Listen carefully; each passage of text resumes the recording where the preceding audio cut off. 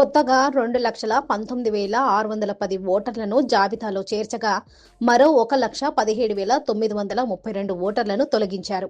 2024 ఫిబ్రవరి 8న ప్రకటించిన తుది ఓటర్ల జాబితా ప్రకారం అప్పట్లో రాష్ట్రంలో మొత్తం 3,30,21,735 మంది ఓటర్లు ఉన్నారు. 2024తో పోల్చుకుంటే 2025లో ఓటర్ల సంఖ్య గణనీయంగా పెరిగింది. పోలింగ్ కేంద్రాల వారీగా 119 శాసనసభ నియోజకవర్గాల తుది ఓటర్ల జాబితాను సీఈఓ తెలంగాణ వెబ్సైట్లో ఉంచినట్లు సుదర్శన్ రెడ్డి వెల్లడించారు. కొత్తగా నమోదైన ఓటర్లకు ఓటరు గుర్తింపు కార్డులను పోస్టు ద్వారా ఇళ్లకు ఉచితంగా పంపిస్తున్నామన్నారు.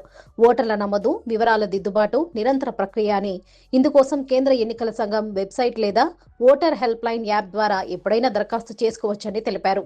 ఇకపోతే రాష్ట్రంలో పోలింగ్ కేంద్రాల సంఖ్య 35,356 నుంచి 35,907కి పెరిగింది. పట్టణ పోలింగ్ కేంద్రాల సంఖ్య 14,464 నుంచి 14,750కి, గ్రామీణ పోలింగ్ కేంద్రాల సంఖ్య 20,892 నుంచి 21,157కి పెరిగింది.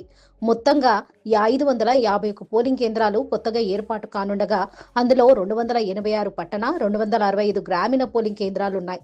రాష్ట్రంలోని 90 నియోజకవర్గాల్లో పురుషుల కంటే మహిళా ఓటర్లే అధిక సంఖ్యలో ఉండడం గమనార్హం. కేవలం 29 స్థానాల్లోనే పురుష ఓటర్లు ఎక్కువగా ఉన్నారు.